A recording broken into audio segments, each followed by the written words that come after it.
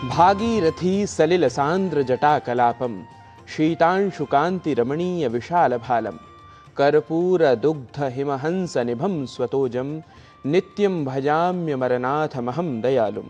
श्री अमरनाथ स्तुति करते हुए प्राभातिक वेला में आप सभी को यथायोग्य अभिवादन एवं अभिनंदन। आप देख रहे हैं दूरदर्शन समाचार पर प्रसारित होने वाला प्रसिद्ध कार्यक्रम सुप्रभातम और मैं हूं आपके साथ गवीश द्विवेदी। मंगलाचरण एवं स्वागतक क्रम के साथ ही कर लेते हैं आज के इस अंक का शुभारंभ।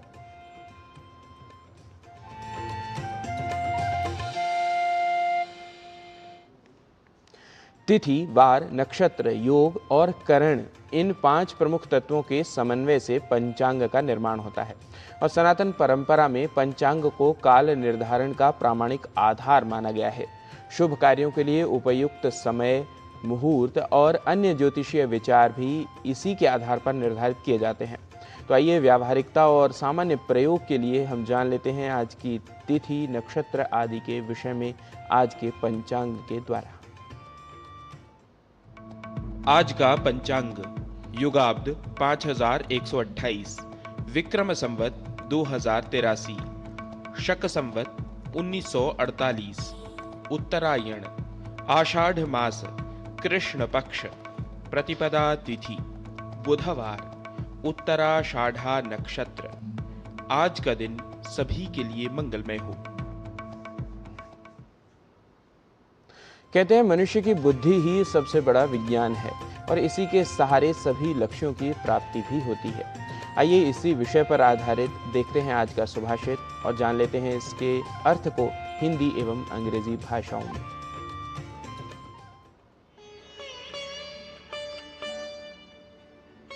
विज्ञान सारथिर्यस्तु मनः प्रग्रहवान् नरः सोऽध्वनः पारमाप्नोति तद्विष्णोः परमं पदम्।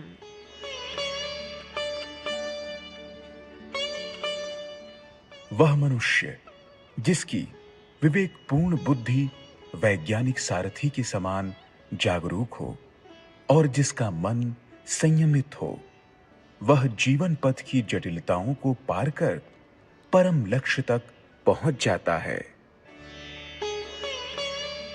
That person whose discerning intellect acts as a vigilant scientific charioteer and whose mind is disciplined and controlled navigates beyond the complexities of life's path to reach the ultimate goal.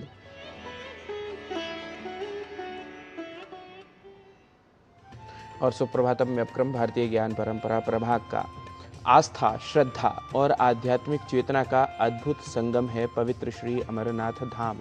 मान्यता है कि इसी पावन गुफा में भगवान शिव ने देवी पार्वती को अमरत्व का दिव्य रहस्य सुनाया था।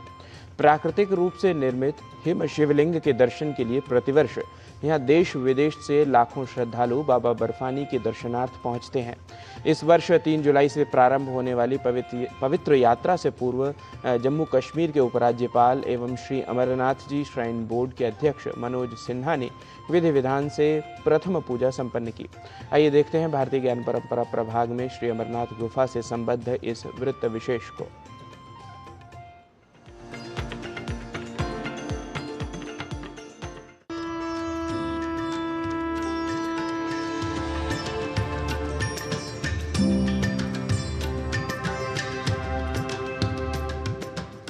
सनातन एवं दिव्य भूमि भारत के उत्तर दिशा में स्थित हिमालय केवल शिलाखंडों और हिम से आच्छादित पर्वत मात्र नहीं है।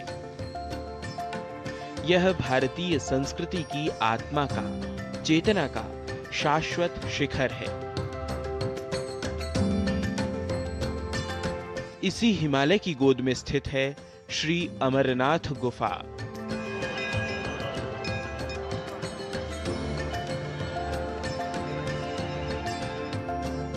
प्रतिवर्ष लाखों कदम इस कठिन परीक्षा की ओर बढ़ते हैं। भौगोलिक यात्रा होने के साथ साथ यह हर सनातनी के भीतर छिपी आध्यात्मिक चेतना का भी ज्ञान है। हर हर महादेव के जयकारों के बीच यहाँ अमीरी, गरीबी, जाति और प्रांत की दीवारें टूट जाती हैं। यही भारत की विविधता में एकता का सबसे जीवंत प्रमाण है। सनातन वाङ्मय में भी इस यात्रा का उल्लेख मिलता है। तपस्वाध्याय संपन्नम हिमवंतम महागिरिम अमरेश्वरम नमस्यामि परमानंद कारणम।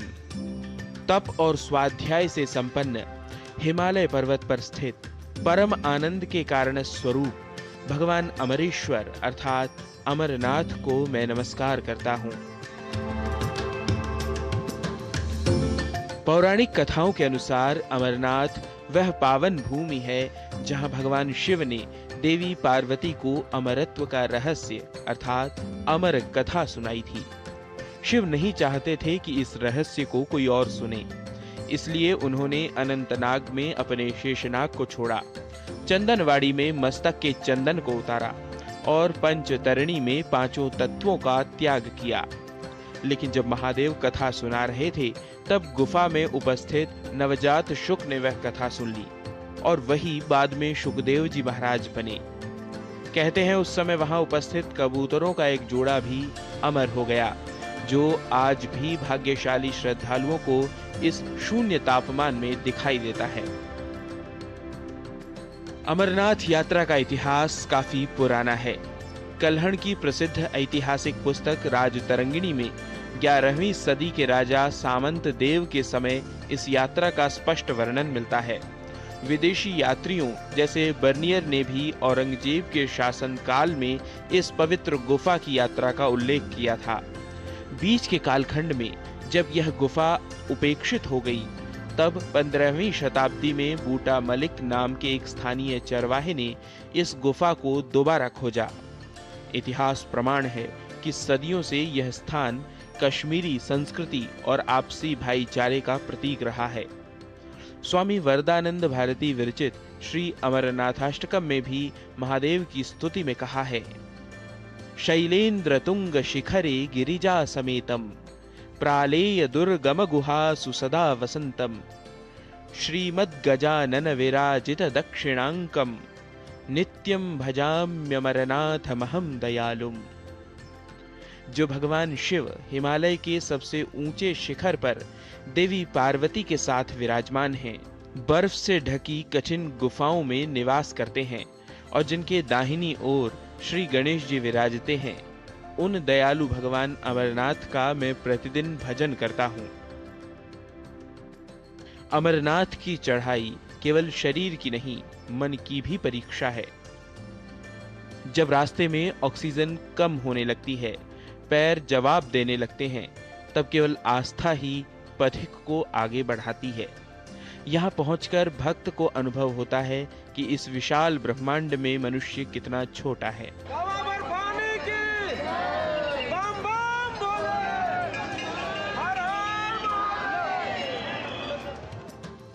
जब गुफा के भीतर उस अलौकिक हिमलिंग के दर्शन होते हैं तो मार्ग की सारी थकान, सारा अहंकार पिघल जाता है। यह पल अध्यात्म का चरम है, जहां भक्त का सीधा साक्षात्कार भगवान से होता है।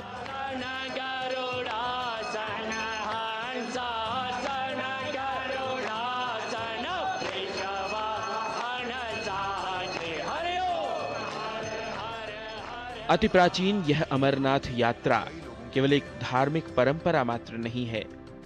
यह भारत के भूगोल, इतिहास, लोक कथाओं और अध्यात्म को एक धागे में पिरोने वाली जीवन रेखा है। जब तक हिमालय पर बर्फ रहेगी, तब तक बाबा बर्फानी की यह पुकार गूंजती रहेगी और भारत की सांस्कृतिक विरासत अमरेश्वर के कृपा प्रसाद से अमर रहेगी। गवीश द्विवेदी के साथ गिरीश मिश्र की रिपोर्ट, डीडी न्यूज।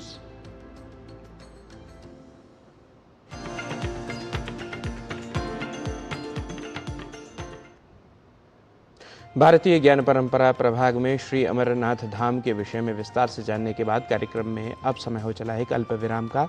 आप देखते रहिए डीडी न्यूज, जल्द लौटेंगे।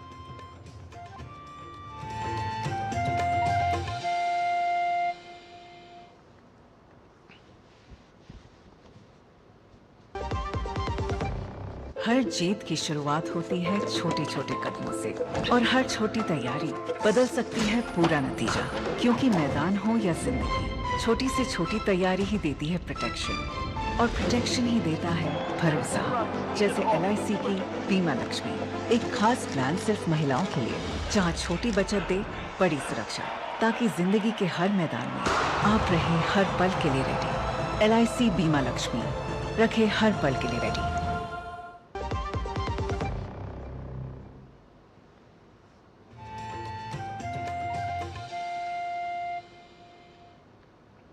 विराम के पश्चात पुनः आप सभी का स्वागत है सुप्रभातम कार्यक्रम में।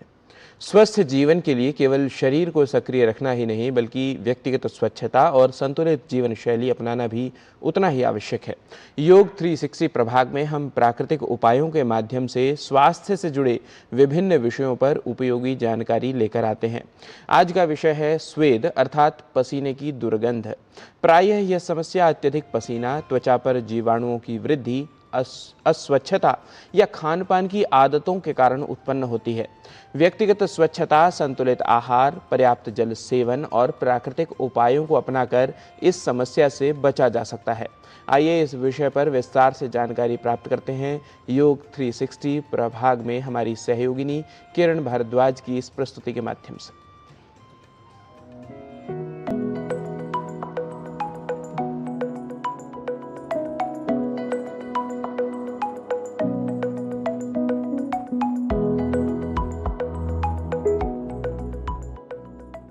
योग 360 में आपका स्वागत है। मैं हूं किरण भारद्वाज। बच्चों से लेकर बड़ों तक सभी बनेंगे हेल्दी विद योग 360।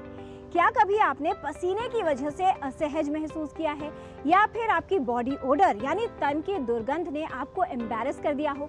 अगर इसका जवाब हाँ है तो आज का ये सेगमेंट खास आपके लिए है। सच बताइए, आपने कितनी बार डिओड्रेंट से अपने पसीने और तन की दुर्गंध को छुपाने की कोशिश की है, लेकिन क्या कभी इसका कारण जानने की कोशिश की? नहीं, कोई बात नहीं। आज हम इसका कारण भी जानेंगे और समाधान भी। अत्यधिक पसीना आना और शरीर की दुर्गंध, ये आम समस्याएं हैं जो गर्मियों के मौसम में काफी लोगों को परेशान करती हैं। पसीना आना हमारे शरीर की प्राकृतिक प्रक्रिया है। पसीने के माध्यम से शरीर अपना तापमान नियंत्रित करता है, लेकिन यदि पसीना जरूरत से ज्यादा आने लगे तो इसे अत्यधिक पसीना यानी एक्सेसिव स्वेटिंग कहा जाता है। कई लोगों में यह समस्या गर्म मौसम, तनाव, चिंता, मसालेदार भोजन या शारीरिक गतिविधियों के कारण होती है। कुछ मामलों में इसका कारण थायराइड विकार या हार्मोनल बदलाव भी हो सकते हैं। पसीने में दुर्गंध तब पैदा होती है जब त्वचा पर मौजूद बैक्टीरिया पसीने को तोड़ने लगते हैं।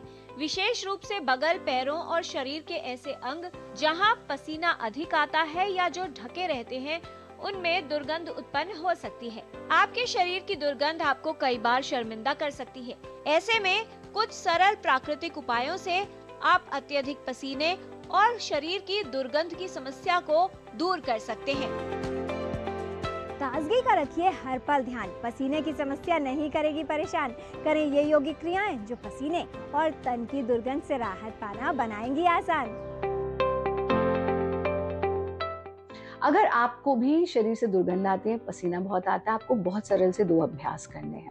सबसे पहला अभ्यास हम लेंगे बाल आसन का अभ्यास। बच्चों के शरीर से, बहुत छोटे जो बच्चे होते हैं उनके शरीर से दुर्गंध नहीं आती क्योंकि वो प्योरेस्ट फॉर्म में होते हैं अपने। इसीलिए बाल आसन हमारे पसीने की दुर्गंध को दूर करता है, हमारे स्ट्रेस लेवल्स को इंस्टेंटली लो कर लेता है। कैसे करते हैं बाल आसन, उसको समझ लीजिए। हम इस प्रकार से अपने पेट के बल लेट जाते हैं, इस तरह से आ जाएंगे, ठीक है। अपनी ठुड्डी को जमीन पर लगाना। अब हम अपने दाएं हाथ को सीधा करेंगे तो दायां ही पैर सीधा रहेगा। गर्दन को बाएं तरफ ऐसे ट्विस्ट कर देंगे। बाएं हाथ को यहाँ पर 90 डिग्री के एंगल पर रखेंगे तो बाएं ही पैर को भी 90 डिग्री के एंगल पर रखेंगे। और इस स्थिति में यथा सामर्थ्य बिल्कुल नॉर्मल ब्रीदिंग के साथ आप आंख बंद करके लेटिए।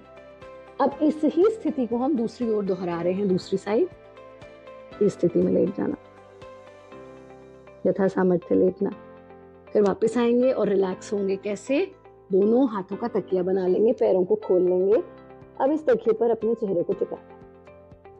ये अभ्यास करते समय विचारों की गुत्थम गुत्था से बाहर निकलिए और सिर्फ पर्यवेक्षक भाव से अपने विचारों को देखिए। दूसरे में आप इस स्थिति में अपने दाएं और बाएं हथेली को जमीन पर टिकाएंगे, कोहनी भी जमीन पर टिकी रहेगी, एड़ी पंजे मिले रहेंगे और यथा सामर्थ्य अपने चेहरे को उठाना, सीने को उठाना। इसको हम सुगम भुजंगासन। सुगम, यहाँ हमने हाथों पर इस बार जोर दिया है, रीढ़ पर जोर नहीं है। तो यहाँ आपके लंग्स का एक्सपेंशन हो रहा है, ऑक्सीजन की मात्रा शरीर में बढ़ रही है, जो हमारे दुर्गंध को, पसीने को, दोनों को दूर करेगी। और फिर सांस छोड़ते हुए वापस आ जाए। इसको भी आप 5 से 6 बार दोहरा लीजिए। हाथों का तकिया बनाएंगे, बिल्कुल रिलैक्स हो जाएगा। अब हाथों का सहारा लेते हुए धीरे धीरे से वापस आ गए। यानी हमने अभ्यास किया बाल आसन का, साथ ही हमने अभ्यास किया सुगम भुजंगासन का। आप योग निद्रा का अभ्यास नियमित रूप से जरूर करें। सीधा लेट करके पंजे से लेकर के खोपड़ी तक कॉन्शियसली अपने शरीर के एक एक अंग को ढीला छोड़ना। जब आप स्नान करें तो बहुत अच्छा होता है कि जिनके शरीर से बहुत दुर्गंध आती है, वो जिस पानी में स्नान करते हैं उसमें थोड़ा सा तो गुलाब जल डाल लें और थोड़ा सा नींबू का रस डाल लें। किसी दिन गुलाब जल डाल लें, किसी दिन नींबू का रस डाल लें, उससे आप स्नान कीजिए। Sweating is normal, don't be shy. Right care अपनाकर इस समस्या को हटाएं। अगर पानी है तन की दुर्गंध और पसीने से राहत, तो कूलिंग इफेक्ट देने वाली ये डाइट करें ट्राई। हमें आहार में ज़्यादातर हमें ध्यान रखना है कि हम तरल आहार लें और उसमें भी विटामिन सी जिसमें ज़्यादा हो वैसे आहार लें, जैसे मौसम्बी, ऑरेंज, फिर उसके अलावा आप नींबू, खीरा, ककड़ी, ये सब का ज़्यादा सेवन करने से आपका बॉडी जो है वो फ्रेश रहेगा और डिहाइड्रेशन कम होगा और पसीने में भी बदबू आना कम होगा। उसके अलावा आप जो है ध्यान रख सकते हैं कि एक कपड़ों को दोबारा ना पहने। उसके अलावा आप दिन में 2 बार स्नान कर सकते हैं। तो पसीने आने के लिए हमें सबसे पहले ये ध्यान रखना है कि हमें खुद से रेगुलरली थोड़ी थोड़ी देर में पानी पीना है, या फिर हमें पानी का और बेटर सब्स्टिट्यूट जैसे अल्कलाइन वाटर आप बना सकते हैं। अगर आप बॉटल कैरी करते हैं तो ग्लास के जार या बॉटल में खीरा, ककड़ी, मिंट और चिया सीड्स ये सब मिला करके आप रख सकते हैं रात भर, और फिर दिन भर उस पानी का सेवन कर सकते हैं। वो भी आपको काफ़ी मदद करेगा। इसके अलावा जैसे हमने कहा, आम पना आप ले सकते हैं, सत्तू को आप लेके चल सकते हैं वाटर बॉटल में और इसे जो है सिप सिप करके आप पी सकते हैं। और इसके अलावा जो है तरबूज, खरबूजा, बेल का शरबत आप पी सकते हैं। 1 लीटर पानी में आप एक खीरा काट के, एक ककड़ी, चुकंदर, नींबू, मिंट की लीव्स और सब्जा अगर आपको डालना है, सब्जी के सीड्स या चिया सीड जो भी आप प्रेफर करना चाहें, वो आप डाल करके उसको कुछ देर या रात भर रख कर और आप दिन भर उसे सेवन कर सकते हैं। नींबू, नमक, जीरा आप डाल सकते हैं, बट नमक और थोड़ा सा फिर चीनी भी आप मिला लीजिए ताकि वो बैलेंस बना रहे कि 2 चुटकी नमक और थोड़ी आधा चम्मच चीनी मिला करके भी आप उसे बना सकते हैं। कोकोनट वाटर वो पी सकते हैं। कोकोनट वाटर में पानी के साथ इलेक्ट्रोलाइट्स भी होते हैं जो पसीने में बह जाते हैं, जैसे आंवले का मुरब्बा, आंवले की कैंडी, ये भी आप सेवन कर सकते हैं, जिससे डिहाइड्रेशन और साथ ही साथ शरीर में बदबू कम आएगी। पसीने से नहीं, लापरवाही से घबराइए। हाइजीन हैबिट्स के साथ दिन को आगे बढ़ाइए। इन औषधियों से कंट्रोल करें अधिक पसीने को, तन की दुर्गंध से खुद को बचाइए। ऐसी औषधियाँ बताई गई हैं, अगर उनका सेवन करेंगे तो गर्मी के मौसम में होने वाली जो अत्यधिक स्वेद की समस्या है हम उससे बच सकते हैं। इसमें सबसे इम्पॉर्टेंट चीज़ एक षडंग पानी है। षडंग पानी मीन्स जो 6 द्रव्य होते हैं उनका एक मिक्सचर है। ये आपको मार्केट में अवेलेबल है, इसके ग्रैन्यूल्स अवेलेबल होते हैं। आप अपनी वाटर बॉटल में भर के इसको ट्रैवल करते समय या बच्चों को स्कूल ले जाते समय षडंग पानी ग्रैन्यूल से मेडिकेटेड वाटर दे सकते हैं। इससे आपकी बॉडी के अंदर ठंडक रहेगी। हम रात को पानी में 1-2 चम्मच धनिया, थोड़ा मिश्री डालकर भिगो दें और मिट्टी के बर्तन में भिगोएंगे तो बहुत ही अच्छा है। भिगो लेंगे, भिगो करके उसको सुबह छान करके उस पानी को बच्चों को या बूढ़ों को या जो भी वर्किंग में जा रहे हैं या घर से बाहर धूप में जा रहे हैं उनको पीने के लिए देंगे या उनको ले जाने के लिए देंगे, तो इससे एक्सेसिव स्वेटिंग नहीं होगी और दुर्गंध भी नहीं आएगी। तीसरी कॉमन चीज़ जो हम यूज़ कर सकते हैं वो है आंवला। वैसे तो आंवला बहुत सारे रोगों में यूज़ होता है, लेकिन ये पित्त को शमन करने वाला, जो कि अत्यधिक स्वेद का मुख्य कारण है, एक बहुत ही अच्छी औषधि है। आंवले का जूस हम यूज़ कर सकते हैं कि हम आंवले से अपने पानी को मेडिकेट कर लें, पानी को दे दें, या फिर सुबह उठकर आप 1 चम्मच आंवला पाउडर सबसे पहले ले लें, जिससे कि पूरे दिन आपकी बॉडी के अंदर हाइड्रेशन भी रहेगा, बॉडी में शीतलता भी रहेगी और साथ में आप मिश्री का प्रयोग उसके साथ कर सकते हैं। जब दुर्गंध बहुत ज़्यादा आती है तो कुछ औषधियाँ जैसे शिरीष, लोत्र, ऐसी औषधियों का उद्वर्तन का मतलब होता है हम उनके पाउडर बना के उसकी रबिंग करते हैं। जैसे आर्मपिट वाला एरिया है, वहाँ पे आपको अत्यधिक स्वेदन होता है, तो वहाँ पे लोद्र या शिरीष ऐसे द्रव्यों का आप क्या कर सकते हैं, उद्वर्तन, यानी कि उसको ड्राई पाउडर से आप मसाज करेंगे। तो ड्राई पाउडर से करने से वहाँ से जो स्वेटिंग हो रही है उतनी ज़्यादा एक तो वो नहीं होती है, दूसरा दुर्गंध खत्म हो जाती है। गर्मियों के मौसम में स्वच्छता का विशेष ध्यान रखें, प्रतिदिन नहाएं और त्वचा को साफ रखें। साथ ही सूती और हवादार कपड़े पहने। कुछ सावधानियां आपको तन की दुर्गंध और पसीने की समस्या से बचाव में उपयोगी हो सकती हैं। तो आज आपने जाना बाल आसन का अभ्यास, सुगम भुजंग आसन करना लाभकारी है, योग निद्रा का अभ्यास नियमित रूप से करें, अत्यधिक पसीने व तन की दुर्गंध से बचाव में उपयोगी है योग, तरल व विटामिन सी युक्त पदार्थों का सेवन अधिक मात्रा में करें, पानी में खीरा, नींबू, पुदीना, सब्जा रात में भिगोएं, दिन में उस पानी को पीना लाभकारी है। आम पन्ना, सत्तू और बेल का शरबत पीना उपयोगी है। तरबूज, खरबूजा, आंवले का मुरब्बा, आंवला कैंडी लेना लाभकारी है। षडंग पानीय का सेवन लाभप्रद है। धनिया व मिश्री का पानी दिन भर पिए। सुबह 1 चम्मच आंवले के पाउडर का सेवन करें। शिरीष व लोद्र से उद्वर्तन लाभकारी है।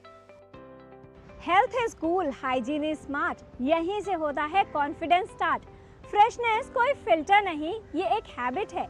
यही तो हेल्दी लाइफस्टाइल का रियल मैजिक है। तो आज से स्टाइल का नया dress, healthy skin and freshness. Health संबंधी जानकारी हम आप तक ऐसे ही लाते रहेंगे, आपको हेल्दी बनाते रहेंगे। बच्चों से लेकर बड़ों तक सभी बनेंगे हेल्दी विद योग 360।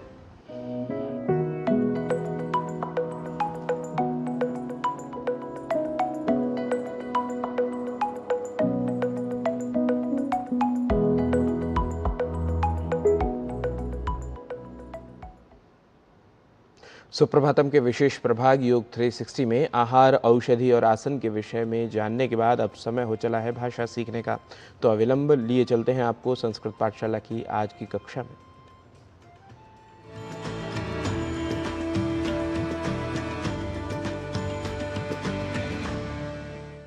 सर्वेभ्यः संस्कृत पाठशाला प्रेक्षकेभ्यस्तु मम नमः।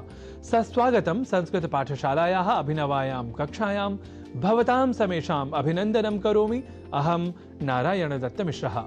इन दिनों आप संस्कृत शब्दों की शुद्धता संबंधी तथ्यों को जानने के क्रम में सीख रहे हैं व और ब, इन दो अक्षरों के बीच अभेद या समानता और भेद या असमानता से संबंधित शब्दों के बारे में। तो आइए आज कुछ और उदाहरणों के बारे में बात कर लेते हैं। शब्द है वारंवार या वारम वारम, जिसका बारम बारम इस रूप में हम प्रयोग कर लेते हैं। वारम वारम नमः, वारम वारता सारणी जैसे प्रयोगों को हम अक्सर बारंबार प्रणाम, बारम बारता सारणी इस रूप में हिंदी भाषा में अनुदित लिखा पाते हैं। इसलिए भी व का ब इस रूप में कई लोग उच्चारण कर जाते हैं। ऐसे ही संस्कृत में वारम, एक वारम, द्विवारम और पंचवारम जैसे शब्दों को हम में से कई हिंदी में बार, एक बार, 2 बार, 5 बार इन स्वरूपों के साथ समझते हैं। इसलिए भी संस्कृत में एक बारम, द्विबारम और पंचबारम इस रूप में लिख और बोल जाते हैं। और ऐसा करते ही हम संस्कृत के परिष्कृत और वैज्ञानिक स्वरूप पर प्रादेशिक या क्षेत्रगत प्रभाव को ले आते हैं। तो हमें यह ध्यान रखना है कि व इस अक्षर के लेखन और उच्चारण में अवैज्ञानिक रूप से ब का लेखन और उच्चारण हम न करें। तो यह तो बात हुई व को ब के रूप में समझकर गलत प्रयोग करने की। अब हम आगे बढ़ते हैं उन शब्दों की ओर जहां ब को व इस रूप में समझ गलत लेखन और उच्चारण कर दिया जाता है।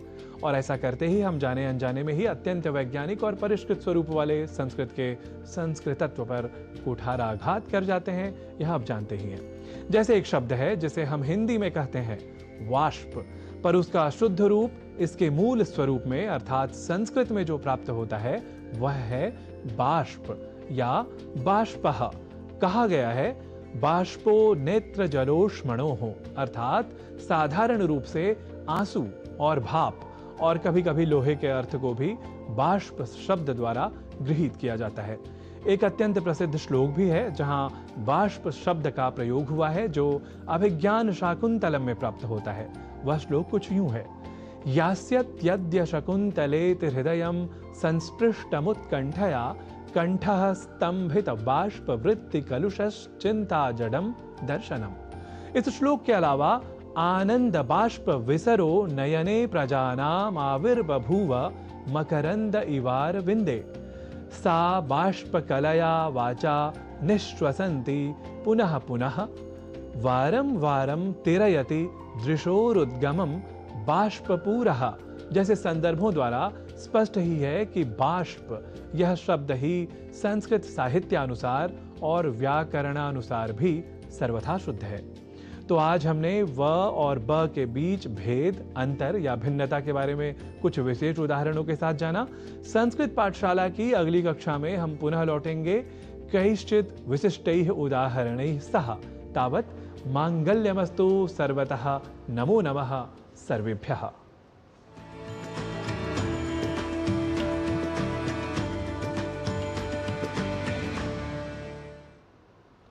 सुप्रभातम कार्यक्रम में विभिन्न प्रस्तुतियों के समानांतर अब समय हो चला है आपसे अनुमति लेने का। आप स्वस्थ रहिए, भारतीय ज्ञान के प्रति सदैव उत्सुक रहिए और हमारा कार्यक्रम नियमित रूप से देखते रहिए। कल पुनः होगी आप सभी से भेंट। तब तक के लिए नमस्कार, नमो नमः।